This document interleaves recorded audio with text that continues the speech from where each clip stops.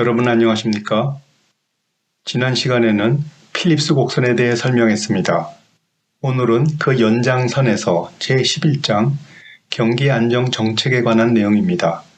제2강에서 설명했습니다만 대공황은 경제에 대한 사람들의 인식을 근본적으로 바꾸는 역사적 사건이었습니다.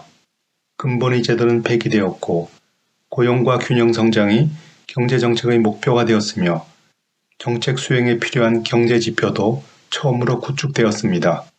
종전 후 경제정책의 패러다임은 정부가 유효 수요를 창출하는 케인지언으로 바뀌었고 1960년대에 들어와 인플레이션이 문제가 되기 시작했습니다.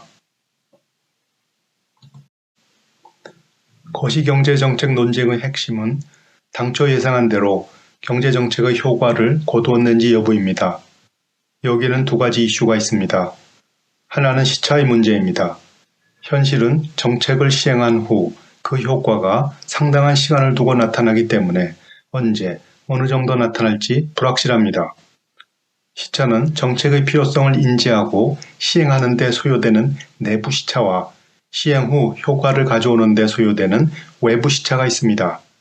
다시 내부 시차는 교란 요인이 발생한 후 이를 인식하는 데 소요되는 인식 시차와 정책의 결정과 시행에 따르는 정책의 결정 시차와 시행 시차가 있습니다. 그러므로 자칫 정책의 시행이 교란 요인으로 작용할 우려도 있습니다. 여기에 소극적 정책과 적극적 정책의 논쟁이 있습니다. 다만 경제정책 가운데 자동안정장치는 정책 시차가 존재하지 않습니다. 소득세나 실업보험은 그 자체로 경기 변동을 완화할 수 있습니다. 소득세는 승수값을 낮추어 독립적 지출의 교란으로 발생하는 경기 변동폭을 줄이고 실업보험은 고용의 교란을 일으키는 충격을 완충하는 역할을 수행합니다.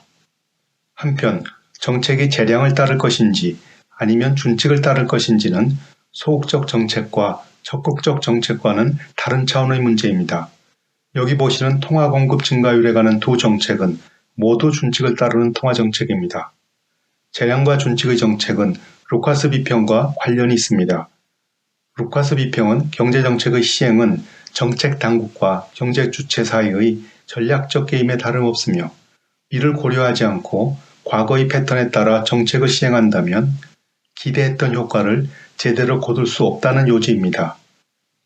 새로운 정책의 시행으로 경제주체의 기대와 반응이 바뀌게 될 때 과거의 패턴이 재현될 것으로 기대할 수는 없기 때문입니다. 준칙을 따르는 적극적인 통화정책으로서 테일러 준칙을 들 수 있습니다.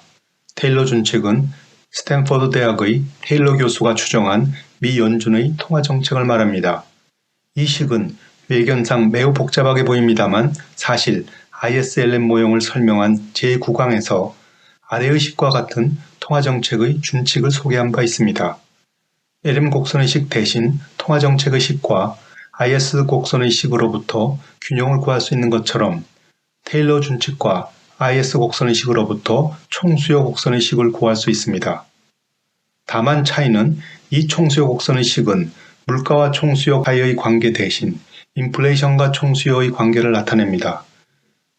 이 총수요 곡선의 식과 실업률과 인플레이션 대신 산출량과 인플레이션의 관계를 나타내는 필립스 곡선의 식으로부터 통화정책 수행에 따른 거시경제의 균형을 구할 수 있습니다. 이렇게 구한 총수요 곡선과 필립스 곡선의 식은 금리를 통화정책 수단으로 사용하는 많은 중앙은행들이 통화정책의 효과를 점검하는 데 활용되고 있습니다. 테일러 준칙은 외견상 복잡하나 모수값들을 I바로 표시하면 금리정책은 인플레이션과 소득 수준에 정의 반응을 하는 것으로 요약될 수 있습니다. 테일러 준칙에 따르면 인플레이션이 목표 인플레이션과 같고 실질 GDP가 잠재 GDP 또는 완전고용 GDP와 같을 때 I equals pi star plus R star의 등식이 성립하는데 이 등식은 중앙은행이 장기균형 실질금리를 목표 실질금리로 삼는 것을 말합니다. 장기균형 실질금리는 자연금리라고도 하며 일시적인 공급 충격과 총수요 충격이 없을 때의 실질금리 수준입니다.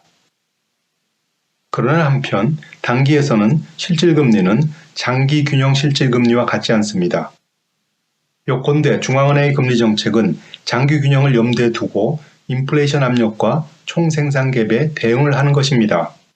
제16장에서 상세히 설명할 기회가 있겠습니다.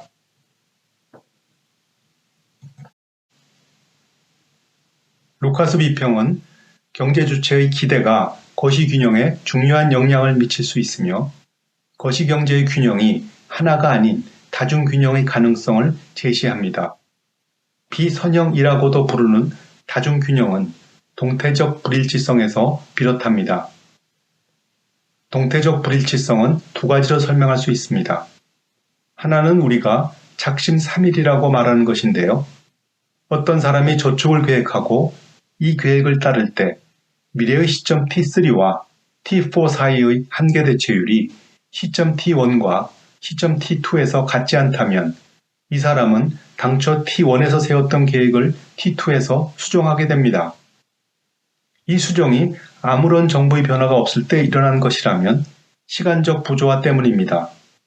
세웠던 목표를 포기하거나 하향 조정하는 것은 이 범주에 포함됩니다.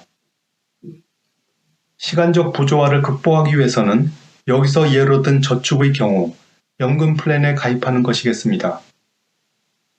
일반적으로 목표 달성이라는 진실의 순간에 도달하기 위해 그 전에 무엇을 해야 하는지를 따지고 다시 그 이전에 해야 할 일을 따져 목표 달성에 이르는 길의 입구를 찾아야 합니다.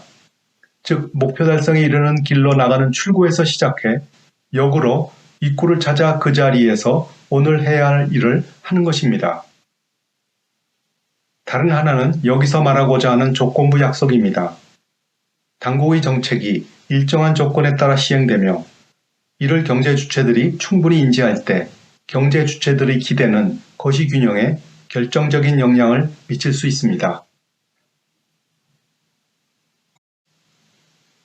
다시 통화정책으로 돌아가 중앙은행의 통화정책 목표를 구현하는 손실함수와 필립스 곡선이 주어졌다고 가정하겠습니다. 여기서 재량균형은 내시균형으로 준칙균형은 협적게임으로 보시면 되겠습니다. 재량이냐 준칙이냐의 여부는 경제 주체들의 정책 당국에 대한 신뢰에 달려 있으며 앞에서 설명한 조건부 약속에 비유될 수 있습니다. 준칙균형에서 손실함수의 값이 작은 것은 신뢰의 가치라고 볼 수 있겠습니다. 한편 다중균형이 언제나 성립하는 것은 아닙니다. 여기서 든 손실함수는 하나의 균형만을 일어나게 합니다. 준칙이 재량보다 낮다면 준칙을 따르지 않을 이유가 없습니다. 여기에는 분명히 신뢰의 문제가 있습니다만 대부분 중앙은행은 거시경제 안정과 최종 대부자 기능이라는 두 책무를 부여받고 있기 때문입니다. 그러므로 준칙을 천명하기보다는 위임과 평판이 동태적 불일치성의 문제를 극복하기 위한 현실적인 대안으로 제시되고 있습니다. 한편 조건부 약속은 단지 신뢰의 문제만은 아닙니다. 만약 정부가 지키고자 하는 약속의 대가가 지나치게 크다면 차라리 그 약속은 저버리는 편이 낫습니다. 제13강 말미에서 설명한 자기실현적 기대와 외환위기에서 보았듯이 고정환율제도를 고수할 때 일어나는 경제적 손실이 지나칠 때 고정환율제도는 조건부 약속에 다름없으며 그 약속이 지켜질지 여부는 전적으로 경제 주체들의 기대에 의존합니다. 오늘은 이만 마치겠습니다.